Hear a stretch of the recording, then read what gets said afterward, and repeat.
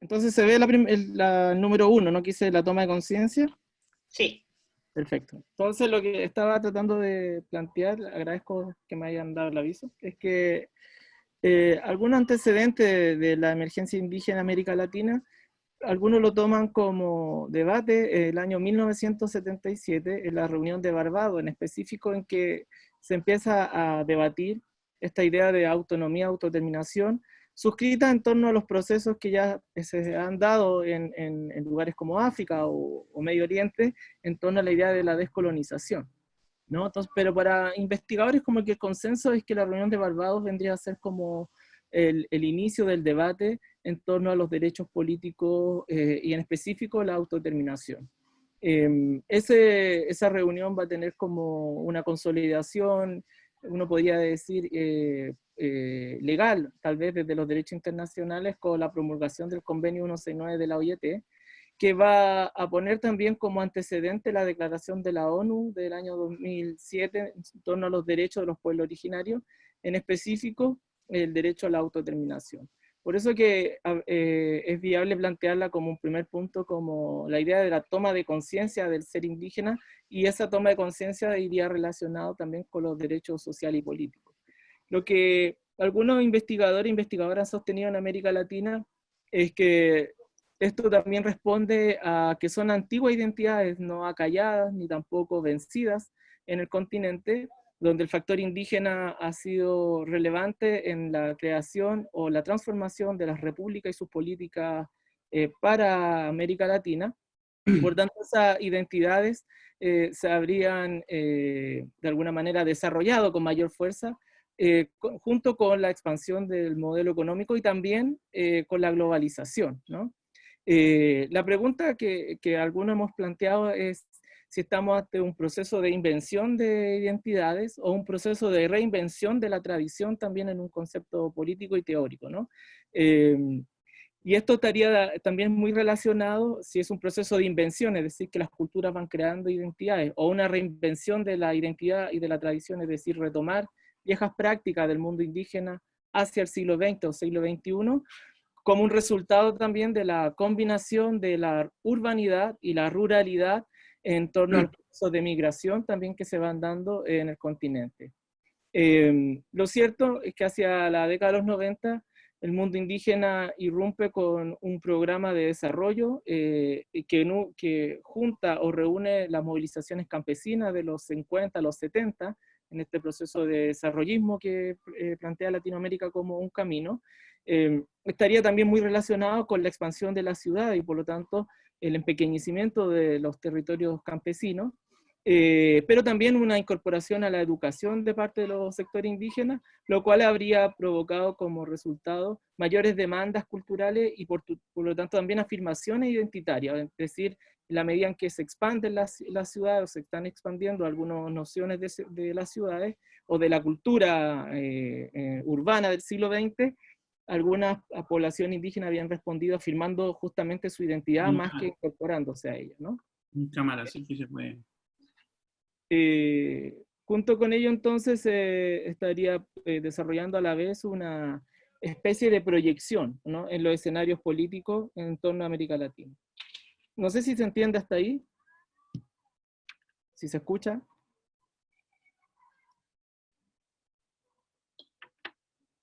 Sí, Fernando, se escucha perfecto. Gracias, Rodrigo. Como segunda idea de la presentación, es que el movimiento indígena en América Latina recupera buena parte de la acción colectiva de los movimientos sociales también del continente. Por lo tanto, una de las particularidades de América Latina, en palabras de Eric Hobsbawm, son la contrafactualidad para poder explicar algunos procesos políticos, pero también el uso de la violencia política como instrumento, la democracia como acción también política, es decir, el universo de América Latina, por las diferencias sociales que hay, utiliza un repertorio bastante amplio de acción en el continente, ¿no? Por lo tanto, acá lo que también nos podemos dar cuenta es que la emergencia indígena en América Latina va a estar con la utilización de la violencia política como instrumento, manifestaciones de movilizaciones civiles, es decir, marchas hacia la ciudad, los primeros centros urbanos. Aquello estaría también teniendo como resultado una especie de reconstrucción del sujeto indígena, se le denomina, en que esa identidad callada o un poco aplastada, entre comillas, vuelve con un nuevo sentido bajo la década de los 90, dotándolo de nuevos marcos políticos, y uno de esos marcos políticos también sería la toma del poder, ¿no? ¿Cuál es una de los avances, a nuestro parecer, de la primera etapa de la emergencia indígena?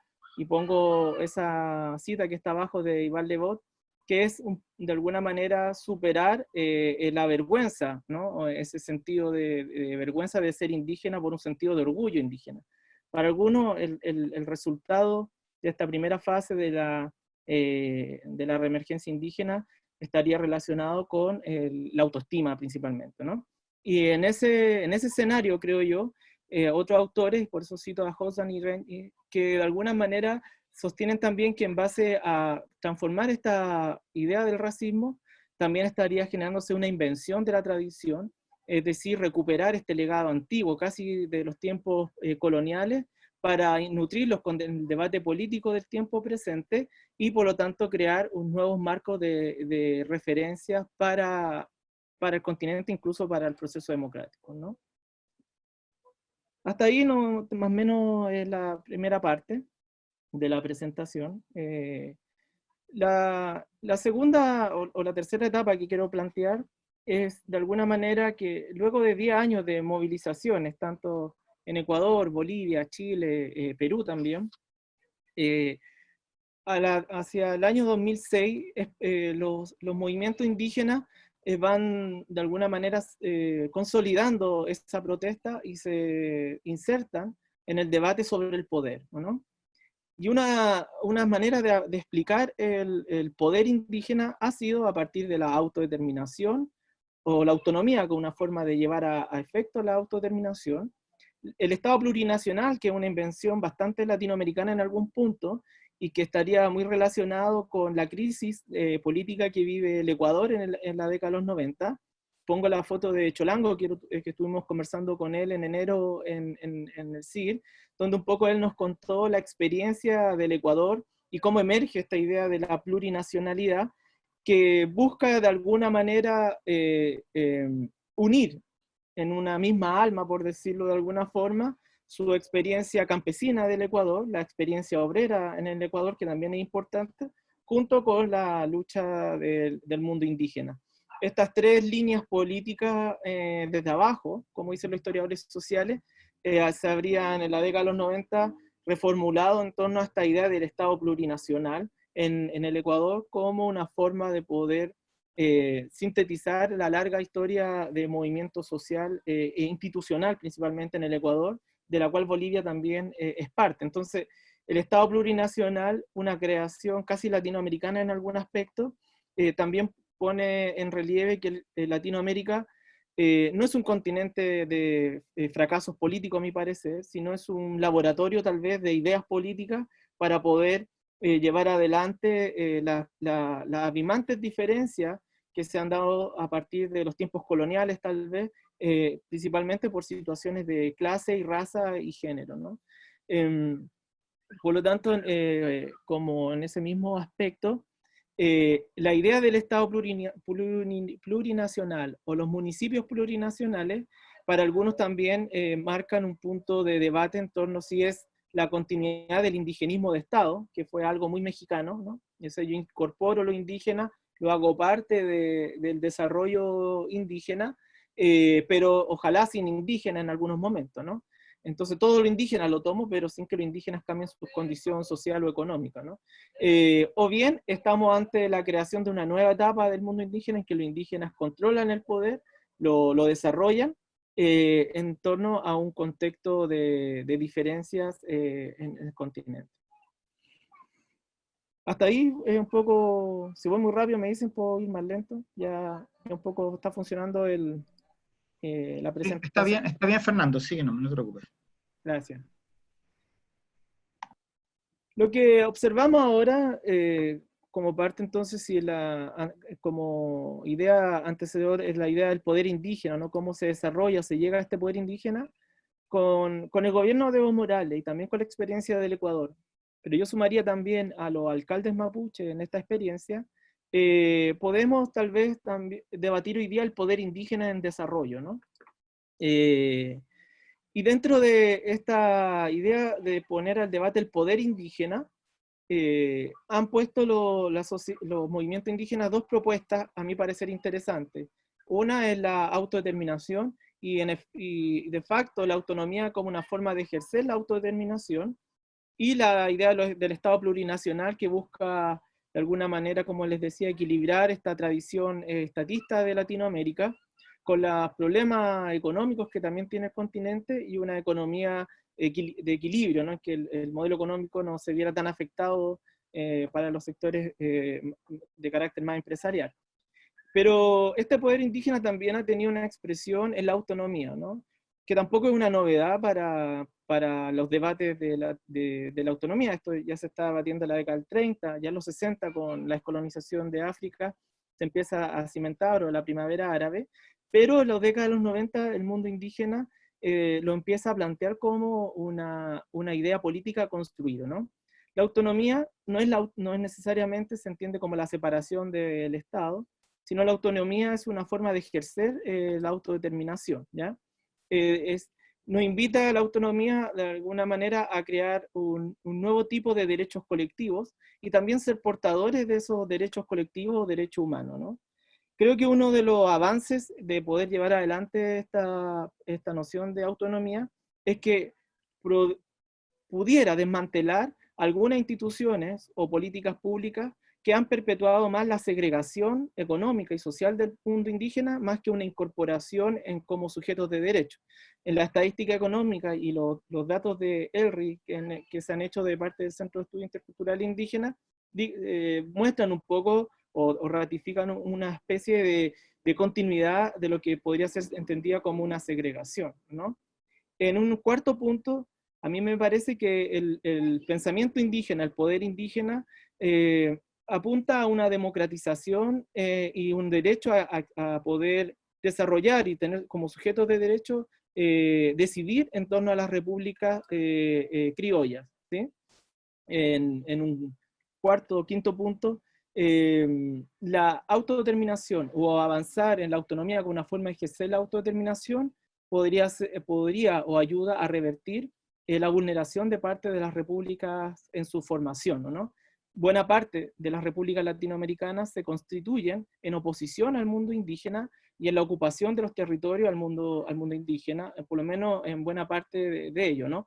Y si no, en una especie de liberalismo criollo que termina provocando más políticas de segregación más que de igualdad, ¿no? Y por último, a mi parecer, la demanda indígena en los sectores más ideológicos o más contestatarios estarían de alguna manera incluso planteando la modificación del modelo económico y abiertamente se declaran ya anticapitalistas, ¿no? Esto no es un consenso al interior del mundo indígena, sino es parte de un relato, ¿no? de un sector del mundo indígena, pero que pone en tensión y al debate lo que hoy día es posible hablar de la sociedad multicultural o una sociedad del buen vivir, ¿no? Y ese creo que es una tensión que está todavía sin poder evitar, ¿no? O avanzar un poco esa tensión, ¿no?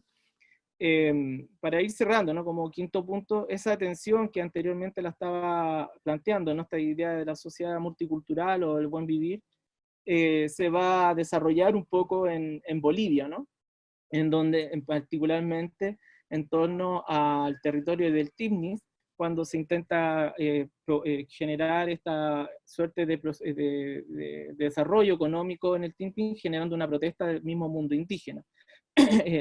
Una de las más críticas al gobierno de Evo Morales, y que su último libro por lo demás lo plantea de manera, tiene dos tesis, o bueno, tiene varias, pero una de esas es una crítica al gobierno de Evo Morales y el falso rostro indígena que dice ella, de alguna manera su administración, ¿no? Que sigue siendo un gobierno extractivista, pero con rostro indígena, dice ella, pero a la vez también en su último libro, En un mundo chichi, es decir, un mundo mestizo es posible, Silvia Rivera Cusicanqui creo que también nos hace un llamado a observar que el discurso de la descolonización también puede generar una especie de primera etapa de nuevo tipo de racismo o de dominación, ahora desde el mundo indígena hacia el no indígena, en torno a que los indígenas se sienten con mayores capacidades que los otros por ser indígenas. Entonces, creo que sus tesis hay que analizar a distintos puntos, pero lo que quiero sostener es que el mundo indígena en el poder comienza también a tener contradicciones, pero esas contradicciones me parece que también son tensiones muy creativas para poder ir superando este problema de fondo que es la construcción del Estado en América Latina y por tanto un Estado que se ha constituido en torno a las diferencias de clase, raza y género, ¿no? Como punto intermedio, es que tal como tenemos el poder indígena, por decirlo desde arriba, ¿no? Desde el Estado, también en estos ya 20 años de movimiento indígena, también se han construido poder indígena desde abajo, y aquello se puede observar también en los caracoles zapatistas, donde se han generado laboratorios de repensar una nueva forma de entender o pensar la política, de estructurar el poder. Sostienen ellos la idea del otro gobierno, el otro comercio, es por lo tanto la otra política, y también creo que entra el debate en esta etapa del poder indígena, en algunos casos, el uso de la violencia como instrumento político. Y creo que ahí hay una disyuntiva hoy en torno al movimiento indígena, en el cual no es compartido necesariamente, tal vez como sí lo fue por algunos en el año 92, en el año 97, no necesariamente es compartido el uso de la violencia, y ha generado también críticas de algunos sectores de los mismos movimientos indígenas, ¿no? Y esto estaría, creo yo, relacionado con algunos avances, pero también porque se ha ido generando una construcción del poder indígena desde abajo, ¿no? Como penúltima idea, y para cerrar, es que ante estas ideas indígenas también ha habido respuestas de parte de los estados, ¿no? Los estados han respondido, en el caso de Chile, con comisiones de reconocimiento constitucional, en algunos grados más pequeños, como en Bolivia o en Ecuador, se han incorporado algunos grados o se ha incorporado al mundo indígena en algunos grados de toma de decisiones, ¿ya? En otros, que creo que puede ser el caso de Chile, se incorpora en el mundo indígena, pero a partir de la subordinación de las relaciones económicas, ¿no? Mientras no afecte el modelo económico, entonces se puede incorporar al mundo indígena. Creo que también se ha respondido en varias de las ocasiones con la coerción y con la represión al mundo indígena, con ideas políticas en torno mucho más en torno a la autodeterminación, o abiertamente algunos hablan de la liberación nacional. Se ha respondido con coerción y por lo tanto con la cárcel política. Y esto creo que nos pone al debate a nosotros en torno a si estamos ante una falsa tolerancia o estamos ante la creación de una sociedad multicultural en la cual pueden incorporarse algunos indígenas al desarrollo, o son unos indígenas los permitidos, ¿cierto? Y otro indígena entonces se le incorpora o se le, de alguna manera son puestos en cárceles y en torno a sentencias judiciales por ser activistas en torno a sus derechos de la autodeterminación. Entonces esa contradicción, o no creo yo, entre reconocer pero a la vez detener, creo que estaría dando cuenta de un posible camino al multiculturalismo, en el cual aparecen unos indígenas como los permitidos, entre comillas, y otros no, ¿no? En ese proceso tal vez el factor de la interculturalidad como un deseo, como un camino, puede ser una forma de poder ir solucionando esa ausencia de diálogo. En la medida en que hay cárcel política, creo que también hay ausencia de interculturalidad en esa etapa, ¿no? Para concluir, si estamos en una tercera etapa, que era la idea de la presentación, creo que la coyuntura del COVID nos pone a un debate o tal vez a un contexto externo en la cual todas estas ideas van a quedar también en reflujo, en receso político, o también van a poner a los movimientos indígenas a tener que sobreponer ideas y también propuestas para poder afrontar lo que es esta coyuntura histórica. Por lo tanto, creo que una tercera etapa que estaba iniciándose en torno a la crisis, por ejemplo, del Estado plurinacional como forma de gobernabilidad, ¿no? O si había resuelto las tensiones en el caso de Bolivia, la autonomía como una forma de ejercicio. Creo que eso hoy día efectivamente también queda en tensión frente a esta otra gran coyuntura. Pero, dicho eso, creo que los movimientos indígenas en este escenario han planteado interesantes propuestas políticas, pero creo que en el caso de Chile, esas propuestas políticas, el Estado chileno la actúa de forma desfasada en torno a los derechos colectivos que se están dando en América Latina y en otros lugares o otros países de América Latina. Entonces, es uno de los, creo, a mi parecer, que uno de los países que está un poco más retrasado en torno a estos derechos en relación con el continente, ¿no? Y por lo tanto existe una mirada sobre el mundo indígena en Chile que a mí me parece, creo que va relacionado con la formación del Estado. Entonces creo que habría que mirar el siglo XIX, luego 1925 y finalmente 1973, que son como los 3 momentos de refundación del Estado, y cómo en esa refundación lo indígena ha quedado supeditado en torno a perspectivas conservadoras de parte de la élite, que son las que refundan esta república, y por ende los derechos indígenas quedan supeditados en base tal vez a un falso imaginario, que sea este indígena el guerrero, o el buen indígena también, que es parte de este defensor de la tierra, pero sin ver al indígena real, ¿o no? Que tiene demanda, desafío del tiempo presente. Creo que eso estaría relacionado a la vez con la regeneración del racismo en torno al multiculturalismo, en que el sujeto no indígena observa a los indígenas como una forma, o le gustaría que fuera de una forma como el indígena quiere ser presentado de alguna manera en la sociedad. Y los estudios de Elry, que se van a presentar ahora muy pronto, creo que dan cuenta de que las personas comparten los derechos indígenas, ¿sí? Pero siempre que esos derechos estén tutelados bajo el no indígena, ¿no? Y por lo tanto estamos, a mi parecer, en esta idea del multiculturalismo, afrontando una renovación del racismo, ¿ya? Hace una construcción histórica, pero también humana. El racismo se renueva también en la medida que cambian las condiciones económicas, políticas y sociales, y por ende, lo que va mostrando en este momento histórico es que a pesar de los derechos indígenas que se han logrado, menores, pero que hay, ¿cierto? Las políticas públicas han seguido manteniendo la brecha entre el indígena y el no indígena dentro de esta misma sociedad, ¿no? Y por ende, es factible plantear que los horizontes de época, ¿cierto?, se siguen mostrando un poco más complejos en esta etapa.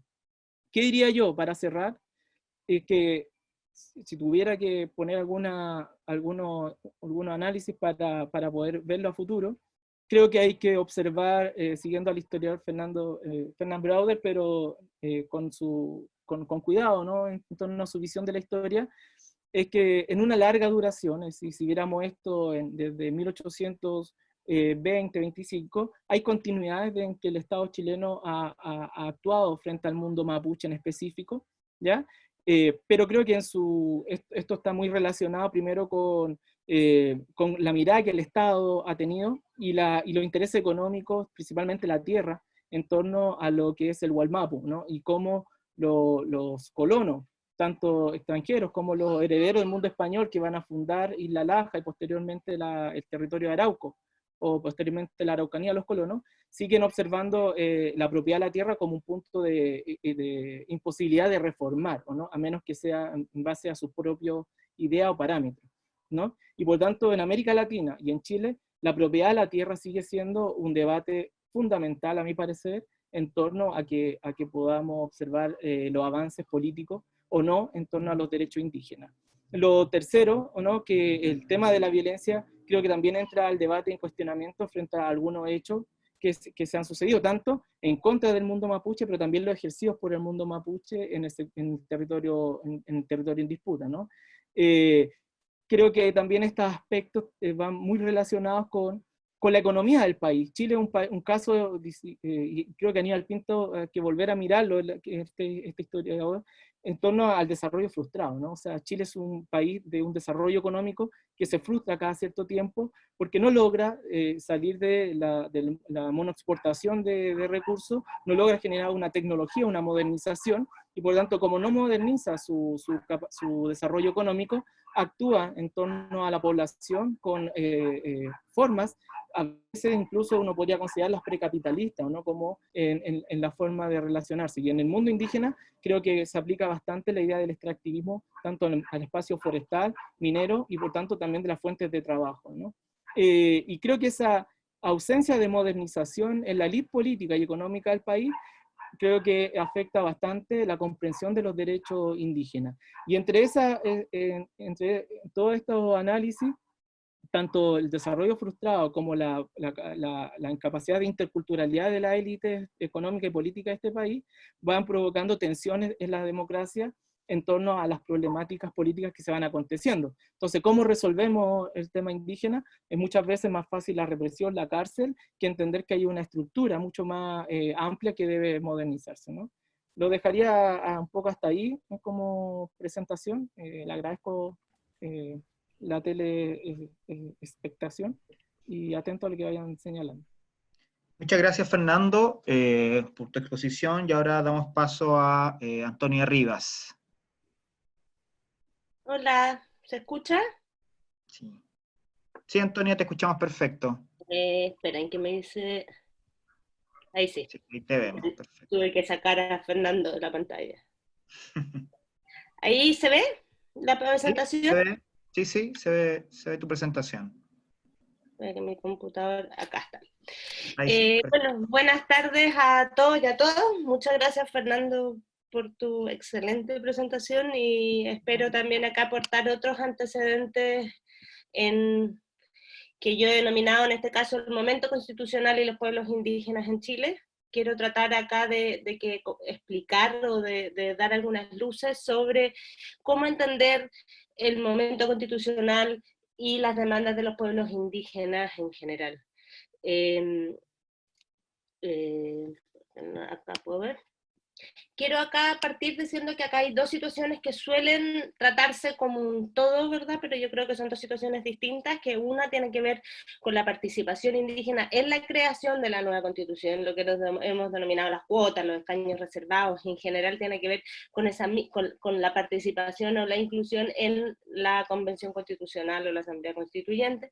Y por otra parte, una situación distinta tiene que ver con el reconocimiento de los pueblos indígenas y sus derechos colectivos en la nueva constitución o en una constitución. Y ahí la pregunta es entonces, ¿qué es lo que se reconoce y por qué de alguna manera hablamos y lo vamos a problematizar la idea del reconocimiento en sí mismo? Algunos antecedentes que son relevantes de considerar en este caso. Primero, es importante hablar que desde la década de los 90 en adelante, como decía Fernando, estamos viviendo lo que se ha llamado un constitucionalismo multicultural latinoamericano, que tiene varios ingredientes y no es igual, evidentemente, en todos los países, pero tiene ciertas características que permiten hablar de una tendencia general. En primer lugar, la ratificación del Convenio 169 de la OIT sobre pueblos indígenas y tribales en el año 89, parte sin duda marca la pauta del tenor de este reconocimiento y la forma en que se va haciendo. La mayoría siempre se ha dicho, y es muy frecuente decirlo, que el convenio tiene cara latinoamericana, ¿verdad? Y esto quiere decir, tiene que ver y tiene relación con la idea de que la mayoría de los países que han ratificado el Convenio 169 son precisamente los países latinoamericanos. Y en esta tendencia, ¿verdad?, los países latinoamericanos comienzan entonces reconocimientos de diversos derechos de los pueblos indígenas. Y acá lo voy a generalizar y no lo voy a decir en particular, ¿verdad?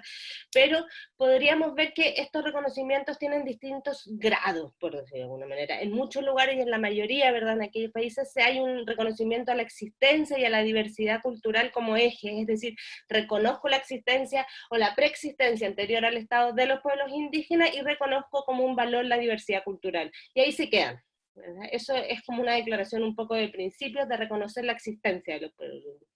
Y otros países, ¿verdad?, que van más avanzados en esta tendencia de reconocimiento empiezan y reconocen constitucionalmente asuntos como los territorios, las aguas, los recursos naturales, se reconoce también constitucionalmente la consulta, la participación, consentimiento en pequeños casos en algunas constituciones, la autodeterminación en general, y así derechos políticos, derechos de salud, educación intercultural, lenguas y patrimonio.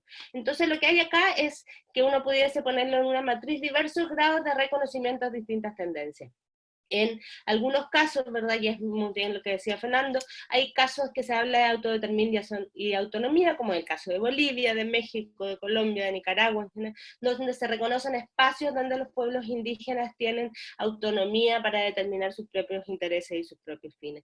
También es importante decir acá que el rol de la Corte Interamericana de Derechos Humanos también es fundamental en el reconocimiento de los pueblos indígenas, sobre todo el derecho a los territorios y a la consulta, y se va marcando entonces esta tendencia progresiva, sentencias favorables a los pueblos indígenas en relación a eso. Sin embargo, este constitucionalismo multicultural, de alguna manera, empieza a ser criticado, ¿verdad? Porque simplemente habla del reconocimiento más bien de la diversidad cultural, o incluso de, como decíamos, de los territorios de las aguas y las consultas, pero mantiene y potencia las economías basadas en el extractivismo y en la explotación de los recursos naturales, lo que genera, de alguna manera, una tensión vital entre las demandas y lo esperado por los pueblos indígenas en general, en una manera de generalización, pero ¿verdad? No entra en el núcleo de sus demandas y de sus sistemas. Y por eso entonces tiene una cara indígena, como decía Fernando, pero realmente no practica esta idea de otra manera de ver el mundo. Junto con ello, además, hay una tendencia general en Latinoamérica a mantener la situación de pobreza y exclusión de los pueblos indígenas. Casi todas las estudios que se han hecho en Latinoamérica sobre pueblos indígenas mantienen que siguen siendo los indígenas los más pobres entre los pobres. Y por otra parte también hay otra realidad y antecedente fundamental a considerar, que hay una migración importante de los indígenas a las ciudades. Esto que estoy diciendo acá es, en general, se puede hablar de manera en todos los países latinoamericanos, ¿verdad? La migración, hay lugares en que hay más, hay lugares en que hay menos, hay lugares en que la ruralidad sigue siendo un factor importante, como en Bolivia o en Guatemala, ¿verdad? Pero hay otros lugares donde la tendencia, como en Chile, a la migración hacia las ciudades es muy relevante y es algo que es fundamental tener en cuenta. Entonces, la conclusión acá es que hay un reconocimiento de la existencia de los pueblos indígenas, pero en general el problema tiene que ver más con la implementación real de estos derechos, y cómo esto en la práctica los sistemas políticos no han sido todavía capaces de reconocer esta diversidad o estos derechos colectivos. Bueno, ¿y qué pasa en Chile? En Chile pasan un montón de cosas, ¿verdad? Pero en general estamos, a pesar de ya haber suscrito el convenio 169 con 20 años de retraso, hay cosas relevantes como, por ejemplo, el reconocimiento constitucional todavía no existe, lo vamos a ver con más detalle más adelante, pero es importante decir que la Constitución chilena, y esto lo sabemos, ¿verdad?, no reconoce para nada la existencia mera de los pueblos indígenas. El reconocimiento que existe en Chile es un reconocimiento legal como etnias y no como pueblos indígenas, y eso es súper importante, pero hay que decir que aquí la ley de borde costero hace un reconocimiento a los pueblos indígenas que permitiría sostener que el sistema político y jurídico ya lo está reconociendo. Hay una plurinacionalidad en los hechos y no en el derecho. ¿Por qué digo? Porque la existencia de grupos, de naciones distintas, como lo vamos a ver en Chile, ya existe, ¿verdad? Pero es el derecho, es el sistema político el que no lo reconoce. Cosas relevantes también hay que saber, como en el censo del 2017 se estableció que el 12,8% de la población indígena se autoidentificó como parte de un pueblo indígena. Y eso es un porcentaje bastante alto, ¿verdad? Y muy interesante de analizar, y además que mantiene el criterio de la autoidentificación, que lo vamos a hablar después. Otras cosas en el contexto que nos encontramos, en el estallido social, o en lo conocido como en el estallido social, el componente indígena, entre comillas, ¿verdad?, estuvo muy fuerte, ¿verdad? La idea por dos cosas. Por una cosa, por la presencia, como se ve en la foto, de símbolos en general mapuche en la protesta, las banderas, la imagen de Camilo Catrillanca en general, y un montón de símbolos o de signos hablaban de que acá había un apoyo generalizado o había una demanda que no se escuchaba, que estaba en la calle. Y además pasó algo que es súper relevante, ¿verdad? Que tiene que ver con que esta idea de la violencia policial, la militarización que tenía la Araucanía, la ley antiterrorista que se vivía en el sur, ¿verdad? De repente tuvo un relato o se hizo realidad en la protesta social, en Santiago en general, o en otras partes del género. Entonces, esta idea del abuso policial, ¿verdad? De la violencia policial, de que lo que pasaba en la Araucanía entonces no era tan ajeno ya, y tampoco o eran parte del montaje, o era simplemente lo que denominaban las autoridades como terrorismo. Y eso yo creo que también marca un punto súper relevante, sobre todo más considerando el caso Catrillanca, de esta idea de que, bueno, pareciera que entonces no se mentían, y no mentían los informes, y no mentían las comunidades y los pueblos indígenas cuando decían que lo que estaba pasando en la Araucanía, en el sur, era el abuso policial.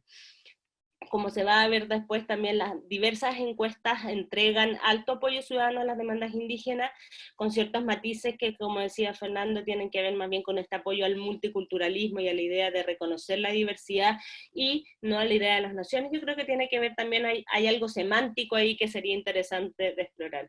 Cosas relevantes también en el contexto actual: hay dos pueblos indígenas que esperan, entre comillas, reconocimientos, el pueblo Chango y Selknam, que hay proyectos de ley que se encuentran pendientes para su reconocimiento. Y otra cosa que también es relevante es que existe ahora un reconocimiento al pueblo afrochileno, ¿verdad? Que en el contexto del proceso constituyente debiese ser relevante de estudiar, como veremos ahora.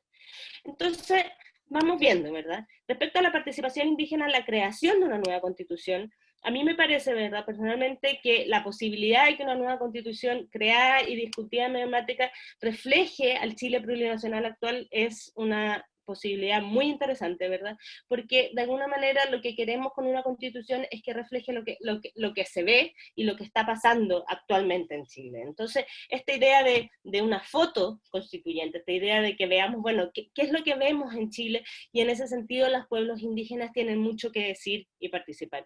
Además, creo que la participación indígena en la creación de la nueva constitución y la convención constituyente es una oportunidad de iniciar nuevamente, ¿verdad? Porque diálogos se han iniciado mucho, pero un diálogo real, con un interés real de entendimiento, un interés real de parlamentar, en este caso un parlamento oficial, y de negociar.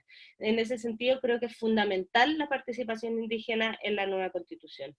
Nunca ha existido, como se sabe, la participación de los pueblos indígenas, y evidentemente ni tampoco de la ciudadanía en general, en la discusión constitucional, y creo que además incorporar una real participación de los pueblos indígenas en la creación de la nueva constitución puede ser el inicio de un camino a la reparación de la deuda histórica, que todos conocen, ¿verdad? Y aparte, tiene algo, y es algo que en general no se ha mencionado mucho, que creo que los pueblos indígenas en su diversidad y en su complejidad tienen mucho que aportar al fortalecimiento y la creación de una nueva democracia. Hoy día hablamos, ¿verdad?, de nueva normalidad, de lo que se viene, bueno, y una nueva democracia, y tenemos cuestiones que nos preocupan, que son distintas a las que nos preocupaban hasta hace 2 meses atrás. Eso, ¿verdad? Yo creo que ahí el aporte que pueden hacer los pueblos indígenas en la discusión de esta nueva democracia puede ser fundamental, en su diversidad y en su complejidad.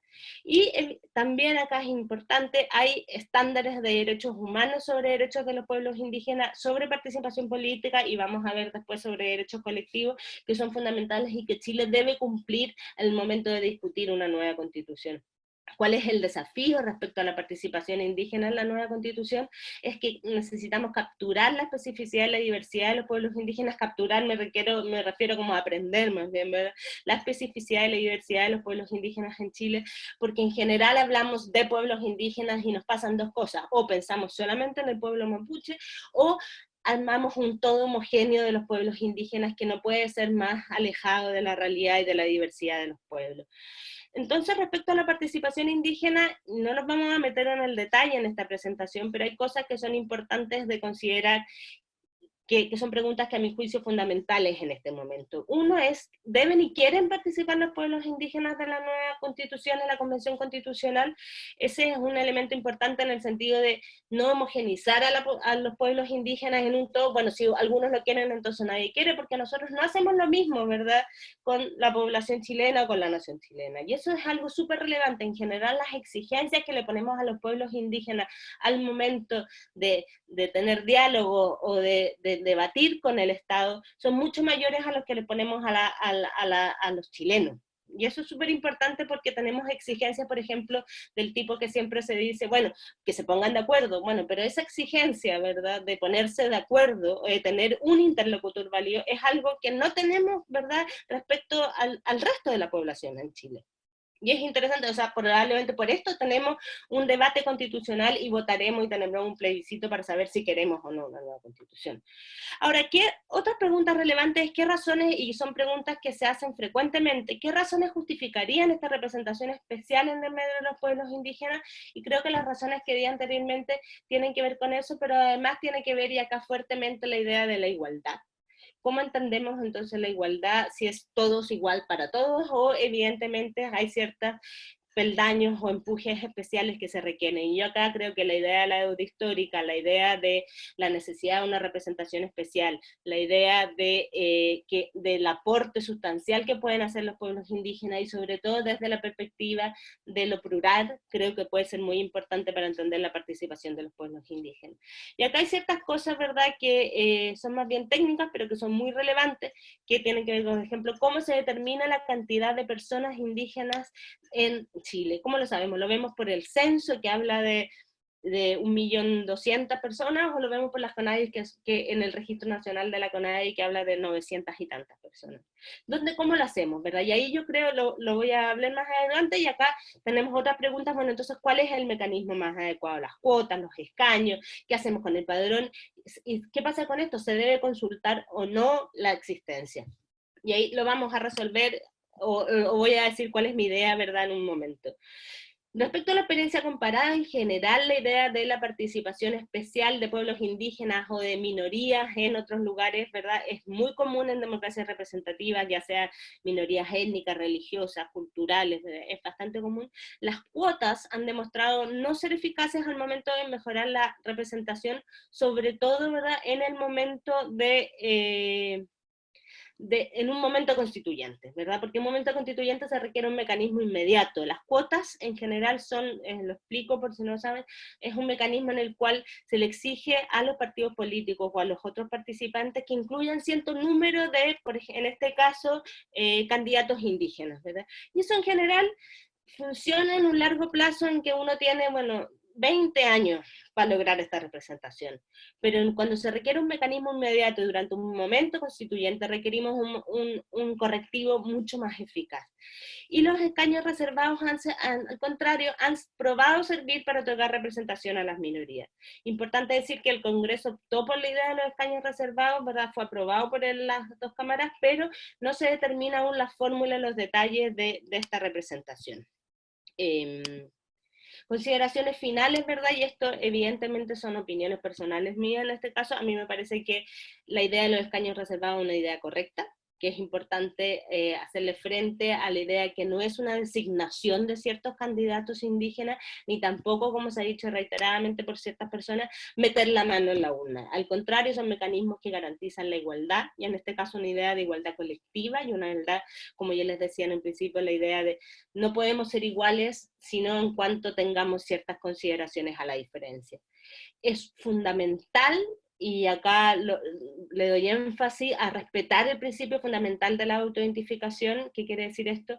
Que el Estado no tiene el derecho a nombrar y a decir quién es y quién no es indígena, y por eso debiese fijar su número fijo de representantes que sea proporcional al único instrumento que tenemos en Chile que usa la identificación, que es el censo, y en este caso sería cerca del 13%. El Estado no puede, por sus compromisos internacionales, poner trabas adicionales a la idea de la autoidentificación. Es preferible que vote gente que, entre comillas, no es indígena, a que el Estado diga quién es el que puede y quién no puede votar. Y otra cosa relevante, en Chile tenemos 9 pueblos indígenas, tendríamos 10 si consideramos al pueblo afro, y tendríamos 12 si consideramos a los otros 2 pueblos que exigen representación. Todos los pueblos deben quedar representados mediante un factor de corrección, más allá de la proporción numérica en el cual evidentemente el pueblo mapuche es absolutamente mayoritario. Y ahí, ¿verdad? El tema se puede optar por un distritaje por zona, por pueblo, un gran distrito nacional, y hay cosas ahí que, bueno, que tendrán que ser determinadas. Cosas importantes acá, ¿verdad? Es importante que, si bien puede que no se haga un proceso de consulta indígena por el momento, por el tiempo en que nos encontramos, sí es importante que se consulte en algún minuto este proceso, ¿verdad? Yo determinaría que se debiese consultar antes del plebiscito ratificatorio, ¿verdad? Y es relevante. Y aparte es relevante que el mecanismo, ¿verdad?, se haga escuchando a la mayor cantidad de representantes de pueblos indígenas y autoridades tradicionales posibles. En general. Y pasemos al segundo tema. Espero que vayamos bien. Veo que hay muchos chats ahí que dan vuelta, pero no soy capaz de leerlos en este minuto, ¿verdad? Pero no te preocupes, Antonia, disculpa, nosotros estamos anotando las preguntas, al final ya, las el voy a chat hacer es así, y yo No te me preocupes, pongo un está poco muy nerviosa. activo, no te preocupes. Entonces, la segunda pregunta que teníamos que ver tiene que ver con el reconocimiento constitucional. Y acá hay varias cosas que es importante, y a mí me gustaría partir desde el momento de la idea del reconocimiento. A mí me causa conflicto, ¿verdad? Porque en general cuando hablamos de reconocimiento hablamos de una entidad, ¿verdad?, que está, un ser superior, un rey, un monarca, ¿verdad?, que reconoce y le da ciertos derechos a otro. Y acá entonces yo creo que es importante que nos planteemos, y eso no sería distinto si hablamos de una constitución que se reconozca a sí misma como integrada por distintos pueblos o distintas naciones. Es distinto ese reconocimiento a cuando es un Estado unitario, supremo, ¿verdad?, que le reconoce a los pueblos indígenas ciertos derechos. Y ahí, ¿verdad?, hay ciertas cosas que tenemos que conversar, por ejemplo, esta idea del multiculturalismo que hablaba Fernando, a la plurinacionalidad. Es una cuestión semántica, es una cuestión de derecho, es una cuestión efectiva, ¿verdad? Yo creo que claramente tiene que ver con un reconocimiento efectivo de los derechos, tiene que ver con un Estado, cómo se concibe el Estado a sí mismo. Y eso finalmente es la pregunta que se hace. El reconocimiento constitucional en sí mismo es la eterna promesa desde el regreso de la democracia. En el Tratado No Imperial se prometieron, que firmó el entonces candidato Elwin con los pueblos indígenas, se prometen tres cosas, ¿verdad? El reconocimiento constitucional, la ratificación de los pueblos indígenas, la creación de un ente que era la CONADI en ese entonces, y también y el reconocimiento constitucional. ¿Qué pasó? Se ratificó el convenio 169, se hace una ley indígena, y el reconocimiento constitucional nunca pasa nada. El reconocimiento constitucional es por esto entonces la eterna promesa.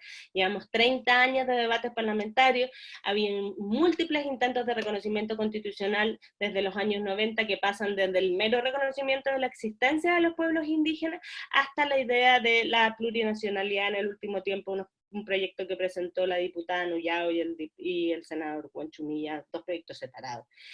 Es importante decir que el reconocimiento constitucional, y así lo demuestra la experiencia latinoamericana y internacional, no se basta a sí mismo.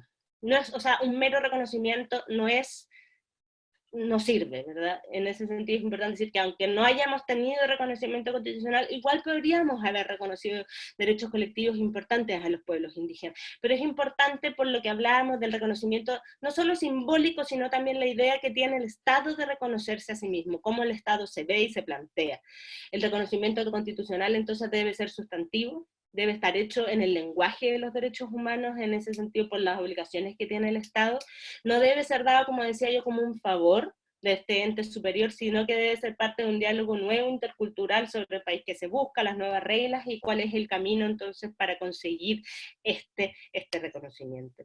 El reconocimiento constitucional tiene que repensar el sistema político desde nuevas ópticas y no desde la idea del Estado homogéneo, unitario, y que no concibe otra forma de ser. Es el momento entonces de este acuerdo social, de este nuevo diálogo.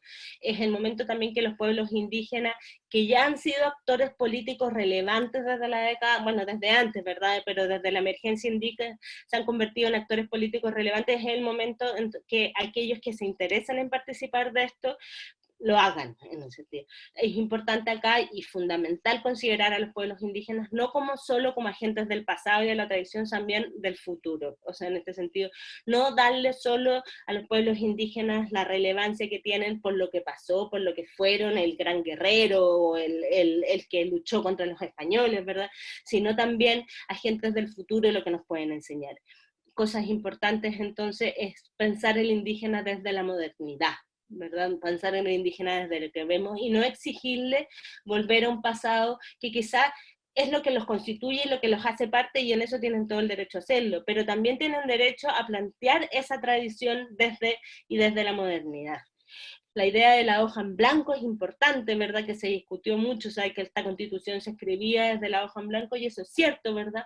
Pero los derechos humanos de los pueblos indígenas que están vigentes en los tratados ratificados por Chile no pueden ser ignorados, y son fundamentales.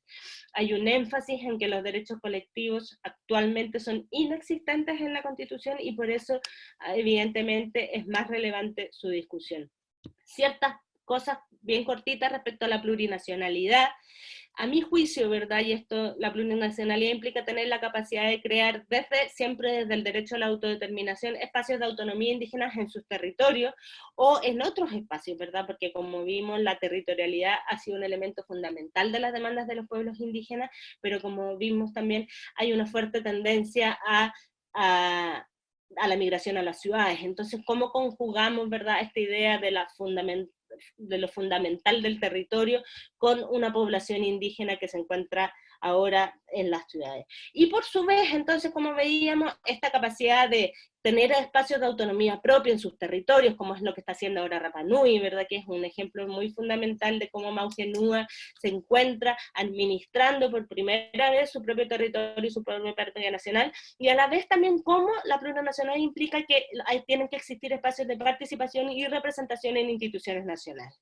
Entonces, ¿cómo hacemos para que no solo sea un espacio segregado donde los pueblos indígenas tengan la libertad para determinar sus propias prioridades de desarrollo, sino que también cómo interculturalizamos la sociedad, cómo hacemos que todo permee y que los pueblos indígenas no participen, si es que lo quieren, ¿verdad? Evidentemente, en los espacios propios, sino también en los espacios más abiertos y más comunes. ¿Cómo sería en este caso, por ejemplo, la creación de una nueva constitución? Entonces, el reconocimiento jurídico de la plurinacionalidad implica a sus instituciones tradicionales, pero también la inclusión en interculturalidad en los espacios comunes a todo el Estado. Y es súper importante acá, y lo vuelvo a reafirmar, que debemos entender esta sociedad como una sociedad plural, mestiza y compleja, ¿verdad? Donde lo indígena no es solo la idea del folclore, la vocación o rescate del pasado, sino también es futuro y también es modernidad. Y insisto en esta idea, ¿verdad? Porque creo que es la manera que tenemos más de hacer realidad y entender exactamente. Y acá, ¿verdad? Les dejo, y esto simplemente en una discusión constitucional, hay ciertos derechos colectivos básicos de los pueblos indígenas que están en los tratados de derechos humanos ratificados por Chile, que debiesen ser al menos discutidos y debiesen estar incorporados en una constitución.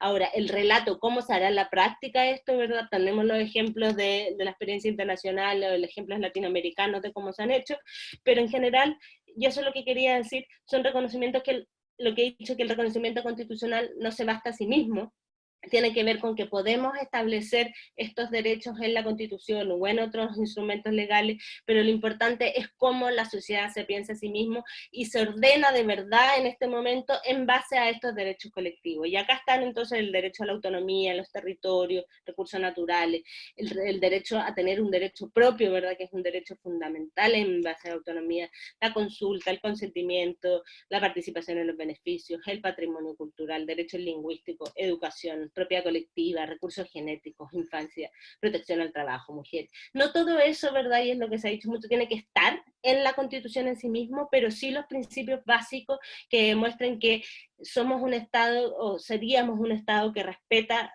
la diferencia y se hace cargo de sus naciones originarias, de sus pueblos indígenas, y además de la idea de un Estado que no es homogéneo y que es plural y que es diverso. Eso, ¿verdad? Por ahora estoy abierta a responder todas las preguntas y espero con ansias, ¿verdad?, también los comentarios de Claudio. Muchas gracias.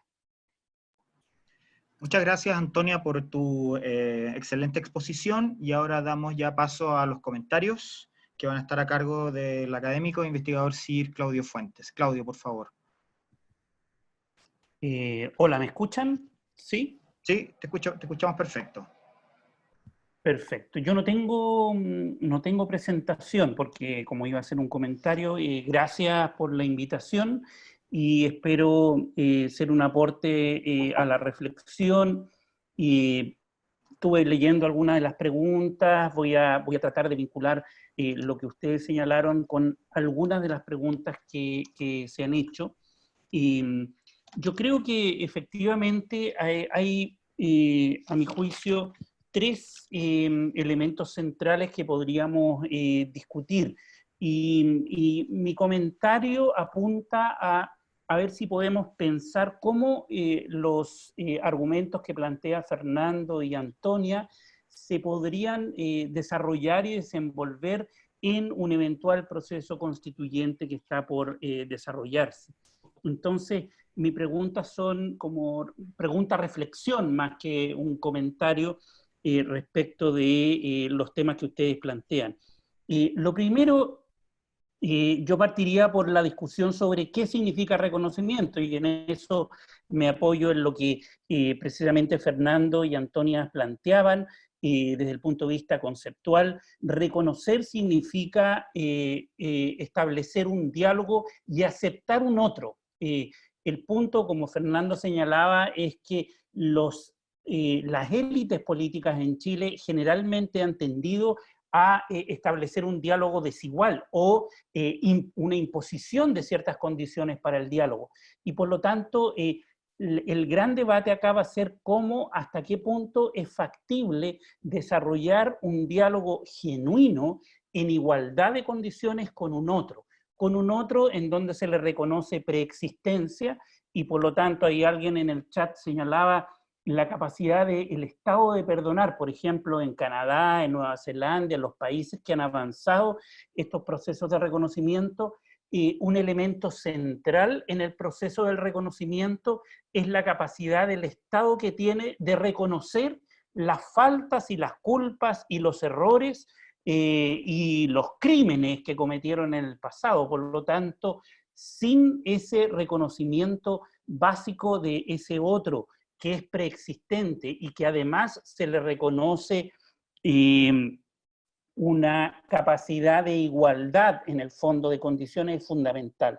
Y adicionalmente se acepta la idea de la diferencia, por lo tanto yo reconozco a un otro que es diferente a mí, que tiene derechos colectivos, que tiene formas de vivir diferentes, y yo las acepto en el territorio. O sea, es un cambio realmente paradigmático la idea del reconocimiento. Yo creo que la élite política en Chile ha tenido un debate bastante de arriba hacia abajo, muy poco iluminado respecto de esta noción sustantiva de reconocimiento.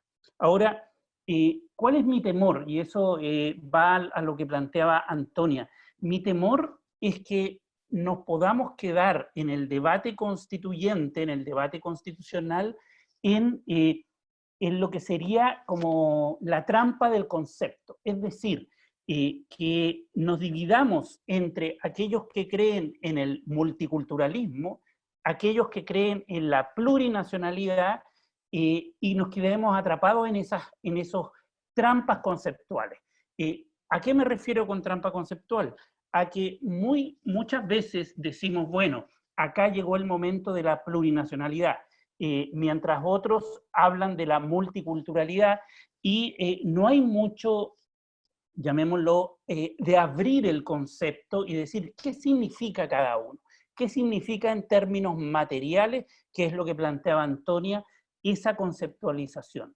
Y me voy a apoyar en la encuesta, el CIR va a sacar una encuesta ahora, que empezamos una serie de encuestas respecto de percepciones sociales sobre reconocimiento de pueblos indígenas, y el 49% de los encuestados apoya la multiculturalidad, versus solo el 17% que apoya la plurinacionalidad, y un 31% que dice no, que Chile no reconozca diferencia, solo un Estado, una nación, Chile.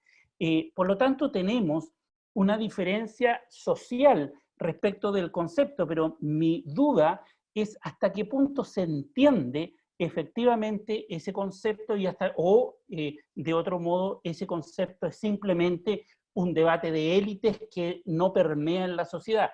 Y de hecho, lo más interesante de la encuesta es que cuando tú le preguntas a la gente sobre qué opina sobre reconocimiento de lengua, de evolución de territorios, que tengan justicia propia, que tengan cuotas, lo que planteaba Antonia, escaños reservados en el Congreso,